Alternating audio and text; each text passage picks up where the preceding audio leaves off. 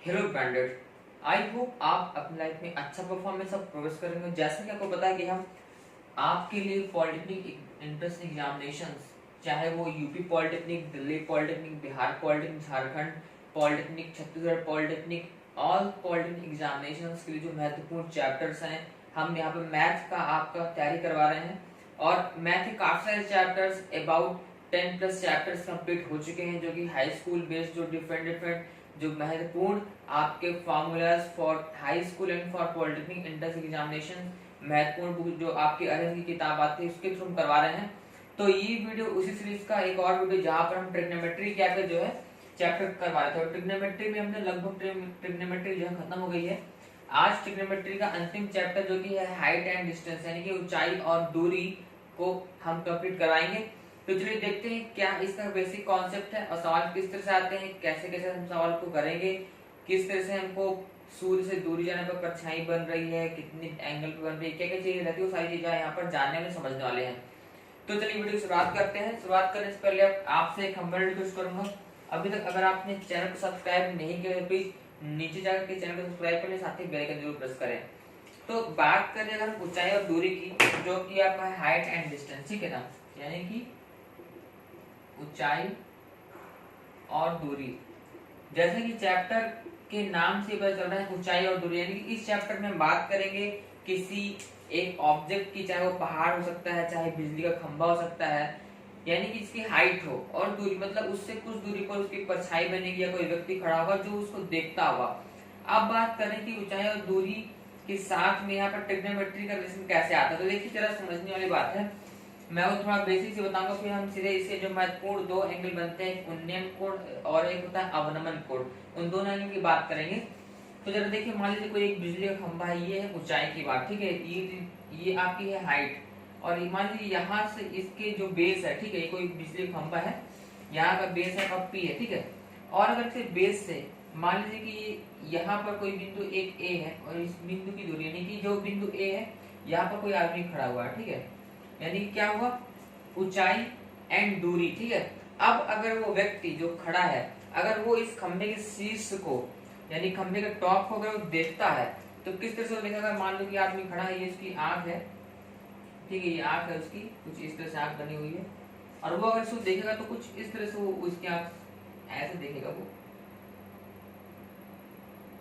अब देखिए, जब इंसान ऐसे देखेगा तो यहाँ पर जो ये बन रहा है, ठीक है, ये अब आपको समझ में आ रहा होगा, ये क्या बन गया, ये एक बन गया ट्राइंगल, जो कि है राइट एंगल ट्राइंगल, यानी कि समकोण त्रिभुज बन गया, जहां पर कि हम जो है ये ट्रिग्नोमेट्री के अंतर्गत आ जाता है। अब देखिए ये चीज में क्लियर हो गया। अब इस संबंध में ये एंगल बनते हैं, तो महत्वपूर्ण दो कोण होते हैं, एक होता है आपका उन्नयन कोण, उन्नयन कोण होता है, और दूसरा होता है अवनमन कोण, अवनमन। देखिए हाइट एंड डिस्टेंस में दो ही कोण महत्वपूर्ण है, उन्नयन और अवनमन। अगर आपने इन दोनों कोणों के बेसिक कॉन्सेप्ट को समझ लें कि कोण कब बनते हैं, कैसे बनते हैं, तो फिर आपको इस चैप्टर में कोई दिक्कत नहीं होगी। अब जरा मैं तो समझाता हूँ, मैं थोड़ा सा इस फिगर को और थोड़ा सा अच्छा कर दूं, थोड़ा सा भद्दा दिख रहा है। अब देखिए, अब ये आपका थोड़ा क्लियर लगा, ठीक है, ये है पॉइंट ए, ठीक है, ओके। अब यहाँ पर अगर कोई इंसान नीचे खड़े होकर, उन्नयन, उन्नयन मतलब क्या है, ऊपर, ऊपर की तरफ। आप इसका मतलब हिंदी मतलब समझिए, जो मैं समझा रहा हूँ उसको आप इतना समझिए, ठीक है, ज्यादा आपको दिमाग में लगाना है। उन्नयन मतलब ऊपर की तरफ, उन्नयन मतलब कोई व्यक्ति उन्नति कर रहा है, मतलब कि ऊपर की तरफ बढ़ रहा है, ऊपर की तरफ देख रहा है। और अवनमन मतलब कि नीचे की गिर रहा है, यानी कि नीचे की तरफ। अवनमन मतलब कि नीचे की तरफ। अगर आप उन्नयन मतलब ऊपर की तरफ और अवनमन मतलब नीचे की तरफ अगर आप इतना याद रखेंगे तो आपको बेसिक चीज पूरा क्लियर हो जाएगा। जैसे कि उन्नयन मतलब ऊपर की तरफ, अब नीचे इंसान खड़ा है, यहाँ से पर उसकी आंख है, कोई आदमी खड़ा है और वो खंबे के टॉप को देख रहा है, तो उस समय उसकी आंख पर जो एंगल बनता है वो होता है उन्नयन कोण, ऊपर की ओर देखने पर। तो अब देखो, जब आप ऐसे कोई इंसान खड़ा है, ऐसे देख रहा है, और ये क्षैतिज, हमेशा जो एंगल बनता है वो हमेशा आपकी क्षैतिज के साथ, यानी कि हॉरिजॉन्टल के साथ एंगल बनेगा, ठीक है। तो ये ऊपर की तरफ देख रहे हैं खंबे को, और एक क्षैतिज के साथ एंगल बन रहा है, ये बना थीटा, यानी कि ये एंगल है थीटा, जो कि है आपका उन्नयन कोण, उन्नयन कोण। ठीक है। अब जरा देखने वाली बात है, अगर ये उन्नयन कोण समझ में आ गया है, अब जरा देखिएगा, ठीक है। अब अगर मैं कहूं कि मैं इस आधार के समांतर यहां पर अगर मैं एक रेखा ड्रॉ करता हूं, मैंने क्या कहा कि मैंने इस आधार के समांतर यहाँ पर एक रेखा ड्रॉ की है, और अगर मैं पूछूं आपसे बताइए भाई ये वाला एंगल क्या होगा, तो बहुत लोग आंसर दे पाएंगे, क्योंकि ये एक एकांतर कोण है। दो समांतर रेखाओं को अगर कोई तिर्यक रेखा काट देती है तो जो उनके होते हैं यानी कोने कोने के एंगल बराबर होते हैं, जो कि एकांतर कोण होते हैं, तो ये इसके बराबर होगा, यानी कि ये कोण भी थीटा ही होगा। तो ये मेरे समझाने का मतलब ये है कि आप थोड़ा सा उन्नयन कोण को थोड़ा और ज्यादा डिटेल में समझ जाए कि ये कोण इस कोण के भी बराबर होगा। अब बात करते हैं अवनमन कोण की, ठीक है। मतलब कि अवनमन कोण में क्या होगा, नीचे की तरफ इंसान देखेगा, ठीक है। जैसे कि मैं समझा दूं, मान लो कि बिजली का खंभा है, ठीक है, बिजली के खंभे को लेते हैं ये, ठीक है। यहाँ पर कोई आदमी का चढ़ा हुआ है, ठीक, बिजली के खंभे पर कोई खड़ा है आदमी, और यहाँ पर एक दूसरा आदमी खड़ा है जिसको वो देख रहा है, या दूसरी वस्तु है जमीन पर कोई बिंदु है जिसको वो देख रहा है। अब जब कोई इसे नीचे की तरफ देखेगा तो जो उसकी आंख पर कोण बनता है, मैंने बताया था कि आंख पर कोण हमेशा क्षैतिज के सापेक्ष लेंगे, तो इसके क्षैतिज देखो, ये ऐसा क्षैतिज हो गया इसका, ठीक है। अब ये ऐसे देख रहा है, इसको ऐसे यहाँ पर देख रहा है, तो इसका एंगल क्या बना, इसका एंगल ये बना, दिस इज थीटा। तो ये जो एंगल बना ये है आपका क्या, अवनमन कोण। क्या है ये, अवनमन कोण। अब क्या लोग सोचेंगे भाई अवनमन कोण तो त्रिभुज के बाहर हो गया, उन्नयन कोण तो ठीक है कि त्रिभुज के अंदर बन रहा था, उन्नयन कोण तो समझ में आ भी आ रहा था, लेकिन अवनमन कोण तो भाई त्रिभुज के बाहर हो गया। तो अवनमन कोण का यूज हम ट्रिग्नोमेट्री में कैसे करेंगे भाई, तो जरा देखिए, जो यहाँ पर कॉन्सेप्ट था सेम यहाँ पे कॉन्सेप्ट, दो समांतर रेखाओं को अगर कोई रेखा काट दी, दो समांतर रेखा मतलब समझिए, मान लो ये A है, ये B है, और ये C है और D है, ठीक है। इसको थोड़ा सा और देख लो अच्छे से, ये से मान लो बढ़ा दो, ऐसे ऐसे कर दो, तो देखो यहाँ पर क्या होगा, AB और C की दो समांतर रेखाएं हैं और एक रेखा काट रही, तो ये जो थीटा एंगल यहाँ पर मान लो, थीटा मत मानो, थीटा पहले इसको करती हुई मान लो अल्फा है, तो ये एंगल भी अल्फा होगा बिकॉज ऑफ एकांतर कोण। तो ये चीज क्लियर हो गया, बेसिक कॉन्सेप्ट उन्नयन और अवनमन कोण के ही है। उन्नयन कोण मतलब ऊपर की ओर तो देखेगा, अवनमन मतलब नीचे की ओर देखेगा, ये बनता है इस तरह से, ठीक है। अब हम जाएंगे सीधे क्वेश्चन करवाएंगे, और क्वेश्चन कैसे कैसे आते हैं आप बस एक बार देखें, पूरे सवाल जो मैं करवा रहा हूँ, और आपको पूरा बेसिक कॉन्सेप्ट मैंने भी समझाया वो पूरा क्लियर हो जाएगा, ठीक है। बस ऊंचाई और दूरी में इतना ही चीज है, बाकी जो भी चीजें थोड़ा सा दिमाग, अगर आप सही से क्वेश्चन को समझेंगे, अब मान लो कि किसी बिंदु से दूरी दी गई है, 2 मीटर बढ़ने पर दूरी या एंगल कम ज्यादा हो रहा है, लेकिन अगर आप वो चीज अच्छे से समझेंगे तो सवाल हो पाएगा। अगर आप उसमें गलती कर देंगे तो भाई तो बहुत ही मुश्किल बात है, ठीक है, फिर कुछ होगा नहीं। तो देखते हैं पहला सवाल यहाँ पर क्या कह रहा है। पहला सवाल कह रहा है कि एक पहाड़ी भूतल से 30 डिग्री का ढाल बना रही है। तो चलते हैं भाई पहाड़ी को देखते हैं ढाल कैसे बनता है। एक आपका ये मान लो भूतल है, ठीक है, पृथ्वी तल, ठीक है, और इस पे पहाड़ी ऐसे बनी है ऐसे, ठीक। तो अब क्या कह रहा है, ये भूतल है आपका मतलब पृथ्वी, ये पूरी पृथ्वी है आपकी, ऐसे पूरी पृथ्वी तो अनंत तक फैली होगी, ये एक भूतल है कोई, ठीक है। तो हम यहाँ से ले रहे हैं, तो क्या कर रहा है कि एक पहाड़ी भूतल से 30 डिग्री का ढलान पर है। तो ये ढलान इस जो पहाड़ी, ये आपकी क्या पहाड़ी है, ठीक है, और ये है भूतल। तो ढलान कितना, ये ढलान देखो कितना, ढलान मतलब कि एंगल, कितना एंगल है 30 डिग्री का। चलो आगे बढ़ते हैं। एक व्यक्ति पहाड़ी के ऊपर की ओर 100 मीटर चलता है, भूतल से उसकी ऊंचाई क्या होगी। अब देखो कोई आदमी है, मान लो कोई आप ही, रमेश सुरेश कोई भी आदमी है, वो इस पहाड़ी पर चलना शुरू करा है, बड़ा ध्यान से समझने लगा। क्वेश्चन क्या कह रहा है सो समझो, एक आदमी पहाड़ी के ऊपर चढ़ रहा है, ठीक है, तो पहाड़ी पे चलना शुरू किया, ऐसे चल रहा है चल रहा है चल रहा है चल रहा है, और मान लो कि ये 100 मीटर तक पहुंचा, ठीक है, ये 100 मीटर है, ये कोई आदमी यहाँ पर आ गया है, 100 मीटर तक पहाड़ी तक चढ़ गया है, ठीक है। तो भूतल से उसकी ऊंचाई क्या होगी। जब भी ऊंचाई की बात करें तो ऊंचाई हमेशा वर्टिकल यानी कि ऊंचाई हमेशा सीधे सीधे लेते हैं, ठीक है। ऊंचाई कभी भी किसी एंगल में नहीं मेजर की जाती, ऊंचाई हमेशा सीधे यानी कि 90 डिग्री बनेगा आधार पे, और आप ऊपर खड़े होंगे तो ये है वर्टिकल, और ऊंचाई हमेशा वर्टिकल ही मेजरमेंट की जाती है। तो यहाँ से इसकी ऊंचाई पूछा जाने की, यहाँ से एक लंब डाल दो, दैट इज द लंब आधार पर ये। तो पूछ रहा बताइए ये कितना होगा, x मान लेते हैं। बहुत लोगों को सवाल क्लियर हो गया। अब देखो यहाँ पर यहाँ पर एंगल दिया 30, ये आदमी है, ये है तल जहां से ऊंचाई निकालनी है। देखो मानते हैं इसको O मान लो, A मान लो, B मान लो। अब देखो ट्राइंगल O A B में आपको निकालना क्या है, जरा ध्यान देखो। आपको पता है कि इसमें ट्राइंगल में आपने ट्रिग्नोमेट्री में आपने साइन कॉस टैन ये सब आपने पढ़ा हुआ है। तो जरा दिमाग लगाओ, इस कंडीशन में जब 30 यहाँ पर है और आपको जो है ये मतलब ये कर्ण होगा, ये है लंब, लंब और कर्ण के फॉरवर्ड में कौन सा एक एंगल बनता है। तो आपको पता है कि जब आपके पास लंब है और कर्ण है तो साइन थीटा बराबर होता है कि लंब बटे कर्ण होता है। तो थीटा तो साइन 30 दिया हुआ तो 30 बराबर लंब कितना है x, कर्ण कितना है 100। ठीक है, 30 की वैल्यू क्या, साइन 30 की वैल्यू बताई थी मैंने, 1/2 होती है, बराबर हो गया x अपॉन 100। 2 से कटा 50 हुआ तो x वाला क्या आ गया 50 मीटर। बस आ गया। तो व्यक्ति की तल से जो ऊंचाई है वो कितनी है 50 मीटर है। ये क्लियर हो गया, पहला सवाल आपका हो चुका। ठीक है, चलिए आगे बढ़ते हैं। कितना ये सवाल था, आदमी चढ़ रहा है, हमने चढ़ा दिया, उसने कहा कि इतने एंगल पे तल झुका हुआ, हम झुका दिया, बस बता दिया, हो गया। ठीक है, चलिए देखते हैं अगला सवाल। इस सवाल में कह रहा है कि एक अट्टालिका, अट्टालिका मतलब कुछ भी समझ सकते हैं, किसी उसकी हाइट हुई, कुछ कह रहा है इसका अट्टालिका की हाइट कह रहा है 100 डेसीमीटर अट्टालिका की हाइट है। ठीक है, तो चलिए कि आगे बोल रहा है कि किसी अट्टालिका की हाइट आपको दी है, उसको चलो छोड़ दो। फिर आगे कह रहा है कि किसी समय सूर्य के प्रकाश से 9 डेसीमीटर ऊंचे डंडे की परछाई कह रहा है 3√3 डेसी सेंटीमीटर है। तो कह रहा है कि सूर्य का उन्नयन कोण तथा उसी अट्टालिका की परछाई की लंबाई क्या होगी उसी समय। तो चलिए देखते हैं। महत्वपूर्ण चीज इसमें जानने की ये है कि अगर हम बात करें सूरज की, ठीक है, मान लो कि यहाँ पर एक सोनू खड़ा है, एक मोनू खड़ा है और एक रमेश खड़ा है। ठीक है, कल यही है।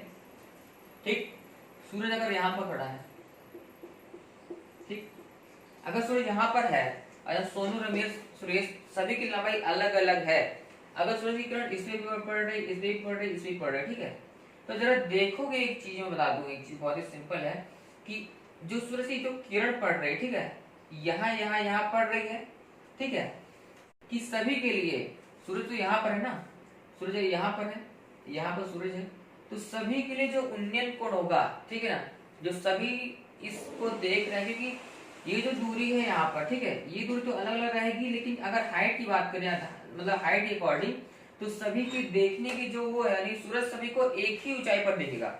ठीक है, ये नहीं कि रमेश ज्यादा ऊंचा है तो उसको किसी और जगह पर दिख रहा है, सूरज छोटे उसको और दिख रहा है, ऐसा नहीं, सभी को सूरज एक ही जगह पर एक ही जगह दिखाई देगा।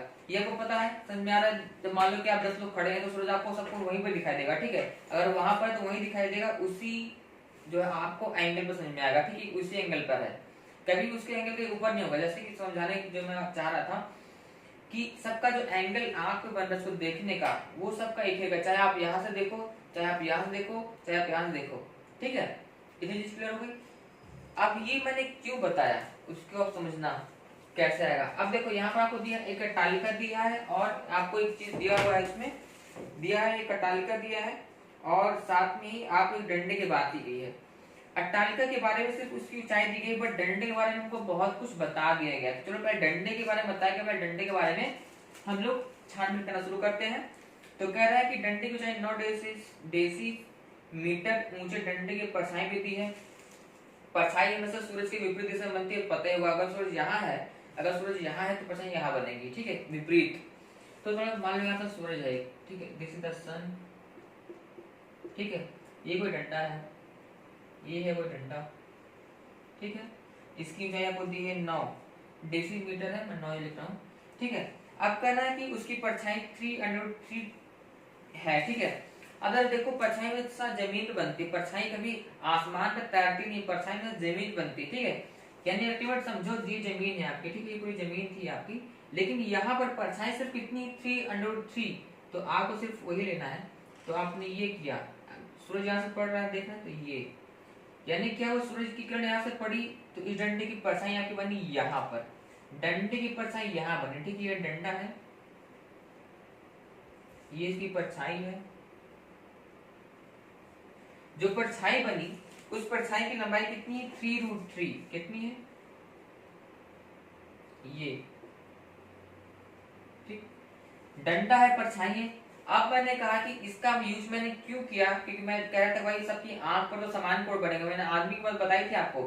तो इसका जो उन्नयन कोण होगा, हमको उन्नयन कोण चाहिए, हमको उन्नयन कोण चाहिए कि भाई सूरज कितनी एंगल पे कोण बना रहा है, और जो ये उन्नयन कोण है ये उस डंडे के लिए भी समान रहेगा। तो एक केस ये है फॉर द डंडा, और दूसरा केस है अट्टालिका के लिए। अट्टालिका के केस में उसकी लंबाई दी है 100, तो अट्टालिका कुछ इस तरह से होगी, ठीक है। अब हमसे पूछ रहा है कि अट्टालिका की परछाई कितनी होगी, ठीक है।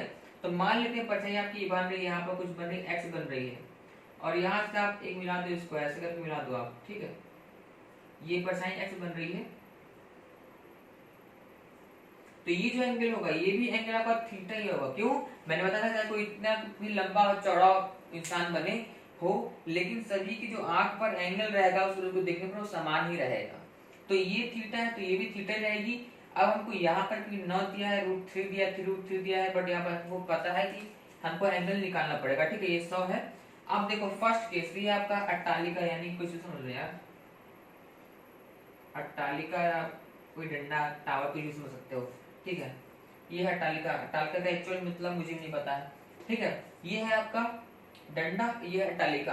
अब देखो डंडे के केस की बात करते हैं, ठीक है। फर्स्ट केस फॉर डंडा, डंडे के लिए देखो तुम यहाँ पर, तुमको यहाँ पर लंब दिया है और आधार दिया है, लंब और आधार, और ये अगर तुमको चाहिए तो लंब और आधार के केस में सिर्फ tan का, ठीक है। tan थीटा बराबर होता है लंब बटे आधार होता है, तो tan थीटा हमको चाहिए, चलो ठीक है। लंब 9 है, आधार 3√3 है, तो 3 से काटो 3, फिर ये से कटेगा तो √3 हो जाएगा।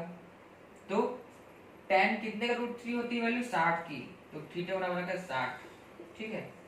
थीटा बराबर है 60, यानी कि ये 60 ये भी होगा, ये भी होगा 60, कितना ये भी होगा 60। अब देखो तुमको क्या चाहिए था, तो तुम्हारा तो एक उन्नयन कोण, क्या इसमें तो ठीक होता है, ठीक है। सूर्य का उन्नयन कोण, तो ये सूरज का उन्नयन कोण, सूर्य का उन्नयन कोण आ गया 60। अब हमसे पूछा है कि भाई जब बताओ भाई इस अट्टालिका की परछाई, इस अट्टालिका की परछाई, इस अट्टालिका की परछाई कितनी होगी। देखो यहाँ पर लंब है और आधार tan, ठीक है। तो tan 60 बराबर लंब 100 बटे आधार x, tan 60 मतलब कितना √3 बराबर हो गया आपका कितना 100 बटा x। तो करो इसको सॉल्व करो, तो x को यहाँ करोगे तो x बराबर हो जाएगा 100 बटे √3, बटे √3 आ रहा है, यानी कि हर का परिमेयकरण करने पर √3 को ऊपर नीचे गुणा किया हमने, तो क्या होगा √3 into √3 कितना का 3 हो गया, तो 100√3 बटे 3। ये है आपकी परछाई, ये है आपकी क्या, this is the height of परछाई, ये लंबाई है, ये आप मतलब दूरी है परछाई की जो कि अट्टालिका की बन रही है, ठीक है। तो इसका आंसर 1, छठवें का आंसर नंबर 1 सही है, ऑप्शन 1। तो इस तरह से आपको समझ में आ गया कि हम लोग को किस तरह से सॉल्व करने सवाल, हमको एक चीज को दूसरे के सापेक्ष कैसे रखना है, उन्नयन कोण समझना है, ये सब बातें क्लियर होगी तो आप सवाल अच्छे से कर पाएंगे। आई होप कि आपको सवाल ये क्लियर हो गया, ठीक है। चलिए आगे बढ़ते हैं, अगला कौन सा सवाल है। ये सारे सवाल बहुत ही इजी है, मैं बार बार कह रहा हूँ, बहुत ही आसान है, बस आपको समझना है। और मैं बार बार एक चीज और बता दूं कि पिछली वीडियो आप जरूर देख लीजिए चैनल को विजिट करके, ताकि आपको और भी चीजें क्लियर होती चली जाए, क्योंकि बहुत सारी चीजें हमने कवर करवा दी हैं। आप देखते हैं इसमें 7वां सवाल एक बहुत ही अच्छा सवाल ये भी है। इसमें कह रहा है कि एक मीनार के आधार से 20 मीटर दूर कोई मीनार है, ठीक है। उस मीनार के आधार से 20 मीटर दूर एक बिंदु पर उसके शिखर का उन्नयन कोण 40 मीटर अधिक दूर बिंदु पर उन्नयन कोण का दोगुना है। वाह, इसको समझो, जो ये कहना चाह रहा है ना उसकी बात को समझो। कोई मीनार है, कोई मीनार ये, ठीक है, ठीक है, ये इसका आधार है, कोई पूरा तल मान लो, ठीक है। तो एक मीनार के आधार से 20 मीटर दूर एक बिंदु पर उसके शिखर का उन्नयन कोण, मान लो कि 20 मीटर दूर यहाँ पर है, ठीक है। 20 मीटर दूर किसी बिंदु पर इसका उन्नयन कोण, ठीक है।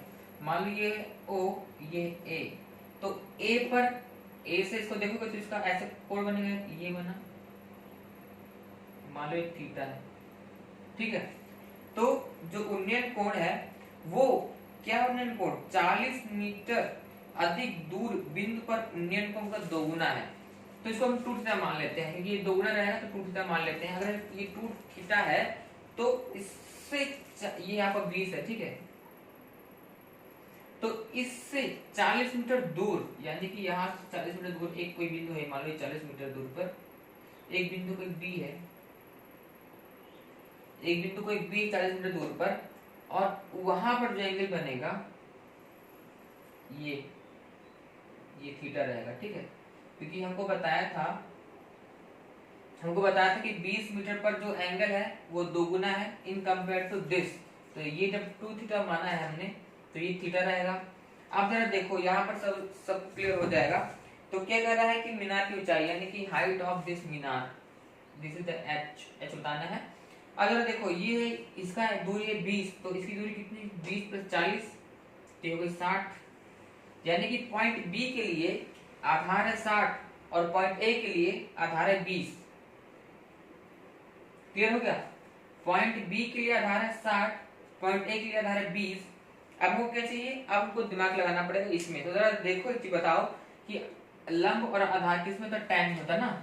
चलो देखते हैं फॉर पॉइंट ए tan तुम लगाओ, tan 2 थीटा बराबर क्या होगा, लंब बटे आधार, तो लंब मतलब h बटे आधार मतलब 20। वहीं पर tan थीटा लगाओ फॉर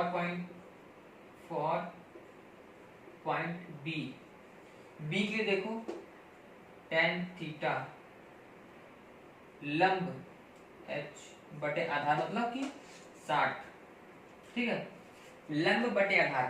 अब दिमाग में सबकी जो पढ़ा होगा भाई उसके दिमाग में आ गया। tan 2 थीटा का फार्मूला मैंने कल वीडियो में बताया था। tan 2 थीटा जो होता है 2 tan theta upon 1 minus tan square theta.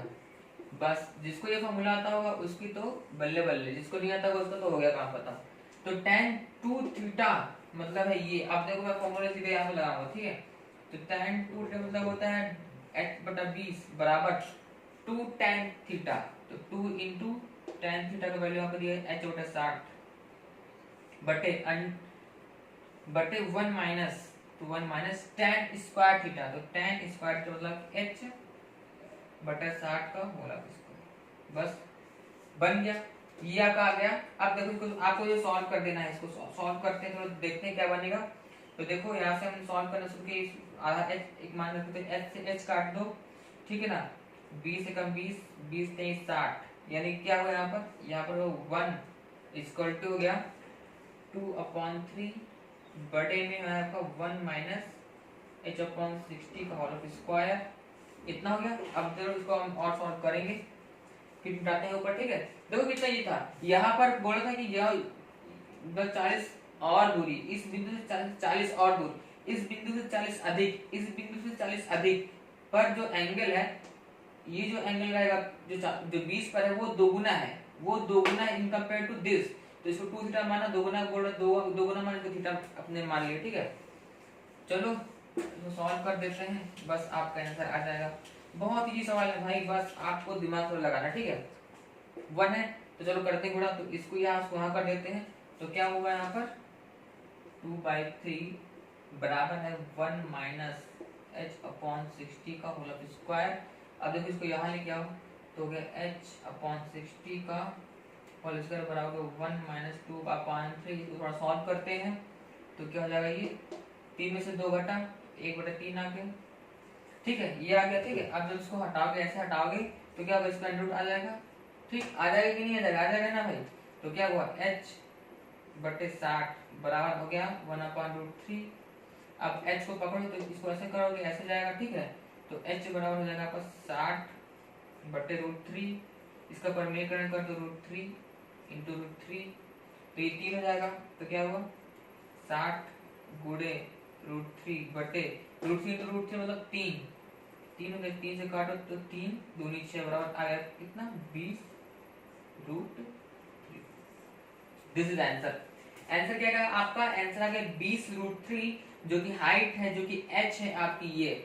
इसका आंसर आपका आ गया कितना? 20√3। कितना इजी था, बहुत इजी था, बहुत ही सिंपल फॉर्मूले पे रखना था, सॉल्व करना। ठीक है, ये क्लियर हो गया, आपको सवाल आ गया। अब चलते हैं आगे बढ़ते हैं। आपको सवाल एग्जाम में ऐसे ही आएंगे और आपको ऐसे सवाल करने हैं। कुछ एक दो सवाल आते हैं कि पेड़ इतना ऊंचा था, फिर पेड़ टूट के गिर गया, तो जितनी हाइट पे गिर जाएगा उसको हाइट अपना कर लेना, कितनी हाइट से गिरा वो कर लेना। बस बहुत ही सिंपल है भाई। बस आपको याद रखना कि एक ट्रायंगल बनेगा, ठीक है, उसमें जो जो हमको भुजाएं दी होंगी, हमको उसी के अकॉर्डिंग हमको जो फार्मूले सेट करने हैं और बस फार्मूले लगाने हैं और हमारा आंसर आ जाएगा। बस इतना ध्यान रखो। चलो अगला सवाल यहाँ पर बोल रहा है 29 में, ये मैं सोचा कि आपको एक अवनमन कोण का करवा देता हूँ। कह रहा है कि एक बिंदु वृक्ष के पार्ग से 100 मीटर की दूरी पर स्थित है। ठीक है, मतलब कि वृक्ष के पैर से, यानी कि ठीक है, तो एक बिंदु है कोई वृक्ष के पैर से, तो ये है कोई वृक्ष, मान लो ये कोई वृक्ष है ये, और ये का पैर है, वृक्ष के पैर से 100 मीटर दूरी पर है। ठीक है, ये 100 मीटर, वृक्ष के पैर से 100 मीटर दूरी पर है। वृक्ष के शीर्ष से बिंदु का अवनमन कोण 45 डिग्री दिया। ठीक है, वृक्ष की लंबाई पूछ रहा है, ये पूछ रहा है हमको, h पूछ रहा है। अब देखो यहाँ पर अवनमन कोण दिया, अवनमन कोण कह रहा है कि यहां से, ठीक है, इस बिंदु पर, ठीक है, यहां से कह रहा है अवनमन कोण। मैंने कहा था अवनमन कोण मतलब क्या, हमेशा कोई भी कोण 36 के सापेक्ष मापते हैं। तो यहाँ पर एक रेखा बना, ऐसे ऐसे सोचना, और ये ऐसे देखना है, तो ये एंगल ऐसे बनेगा, तो ये एंगल बना ये थीटा बराबर दिया है 45, ये थीटा 45, यहाँ भी 45 होगा। बस सॉल्व। अवनमन कोण दिया था, ये 45 होगा। एक चीज समझ सकते हो कि किसी भी, अगर जैसे कि मान लो ये अवनमन कोण यहाँ पर है तो यहाँ पर 45 रहेगा, ऐसे समझ सकते हो। मैं तुमको कॉन्सेप्ट के थ्रू समझा रहा था ताकि आपको ये याद रहे। ठीक है, अब देखो आपको ये दिया है, ये दिया है, ये दिया है, ठीक है, आपको ये चाहिए। अब देख रहे हो कि h और मतलब आधार, आधार और ऊंचाई मतलब tan 45 करो लंब बटे आधार, तो लंब है h बटे आधार है 100, 45 की वैल्यू होती है 1, यानी कि h बराबर हो गया 100, यानी कि आपके जो वृक्ष था, वृक्ष की ऊंचाई यानी 100 मीटर। बहुत इजी था, देखा कितना ये है। अवनमन कोण का कॉन्सेप्ट सेम वैसा ही है, उन्नयन कोण जैसा ही है। मैंने सवाल को करवा दिया ताकि आपको कभी भी अवनमन कोण का क्वेश्चन है तो आप कंफ्यूज ना हो। चलते हैं आज का लास्ट सवाल, जो कि अच्छा सवाल है, 30 नंबर। कह रहा है कि एक टावर 50 मीटर ऊंचा है, चलो ऊंचा है, सूर्य का उन्नयन कोण 30 डिग्री के स्थान पर अगर 45 डिग्री होने पर टावर की परछाई x मीटर छोटी हो जाती है।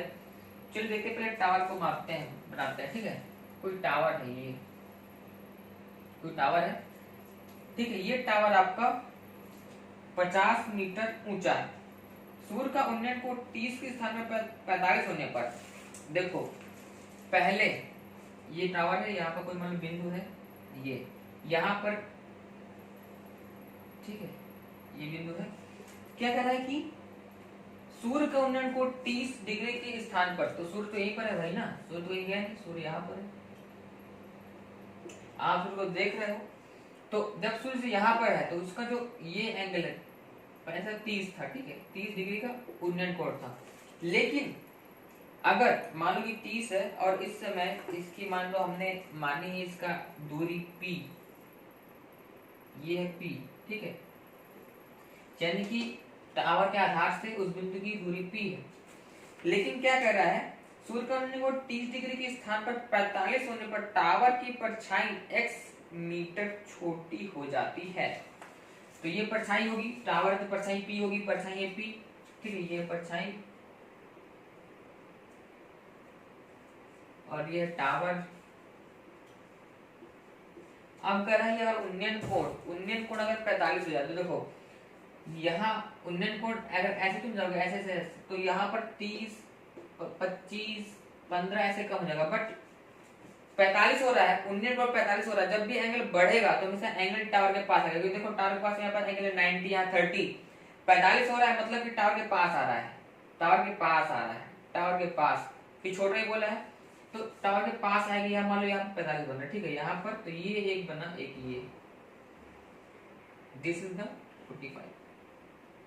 तो जब सूर्य का उन्नयन कोण 45 डिग्री हो जाता है उस समय परछाई x मीटर छोटी हो जाती है, यानी कि परछाई पड़ती p, अब परछाई इतनी बची ना, पहले तो परछाई ये थी, अब देखो ये खत्म हो जाएगा, मतलब अब परछाई इतनी खत्म हो गई, यानी कि x मीटर छोटी हो गई, यानी कि ये जो बचा हुआ आपका हो गया p माइनस x मीटर छोटी हो गई, तो मतलब जो पूरी में से घटा दोगे, ये हो गया। अब कह रहा है भाई बताना है हमको कि x का मान बताना है, क्या बताना है, x का मान, यानी कि कितना मीटर छोटा हो गया। अगर देखो बहुत इजी है, दो एंगल दिए हुए हैं, ठीक है, चलो इसको टावर समझ रहे हो। तो यहाँ भी वही चीज आपको दे रहा है, यहाँ मान लो टावर की ऊंचाई मान लेते हैं h, कोई कांस्टेंट मान लो भाई, कुछ मान सकते हो, 45 दिया है, h दिया है, h कांस्टेंट रहेगा दोनों के लिए, हमको निकालना है यहाँ पर आधार p। तो अच्छा एक मिनट, हाँ टावर की ऊंचाई 50 मीटर दी है यार, h नहीं क्यों मानेंगे, 50 मीटर दी है, ठीक है, मतलब ये टावर की ऊंचाई है 50 मीटर दी है, तो फिर कोई दिक्कत ही नहीं, ठीक है। चलो देखते हैं, tan 45 लगाओ, ये मान लो O है, ये आपका OA BC, तो C पॉइंट के लिए, ठीक है, C पॉइंट के लिए tan 45 आओगे तो लंब बटे आधार, तो लंब यानी कि 50, लंब बटे आधार, आधार मतलब आपका है P माइनस एक्स, ठीक, ये हो गया। अब देखो tan 50 मतलब होता है 1, यानी कि हो गया आपका P माइनस एक्स आगे 50, कितना ये था, P माइनस एक्स आ गया 50। अब देखो बिंदु B के लिए, यानी कि tan 30 फॉर बिंदु B, जब बिंदु B के लिए तुम tan 30 लगाओगे तो tan 30 बराबर लगा लंब बटे आधार, तो लंब तो वही है भाई 50 ही है, लेकिन इसके लिए जो आधार है उसको लिए पूरा P है, तो P हो गया। अब देखो tan 30 का वैल्यू क्या होता है बताइए जरा, 1/√3 होता है, कितना, तो 1/√3, तो P की वैल्यू कितनी आ गई 50√3, P की वैल्यू आ गई 50√3। अब देखो P को आ गया 50√3 और यहाँ P माइनस एक्स दिया है 50, तो देखो समीकरण 1 से क्या हो जाएगा, P को रखो यहाँ पर, तो कितना हो गया 50√3 माइनस 50√3 मतलब P माइनस तो माइनस एक्स बराबर दिया है 50, ठीक है, तो x को वहां लेके जाओ तो क्या होगा 50√3 माइनस 50 बराबर x, तो x अब देखो 50 दोनों से कॉमन निकल रहा है, तो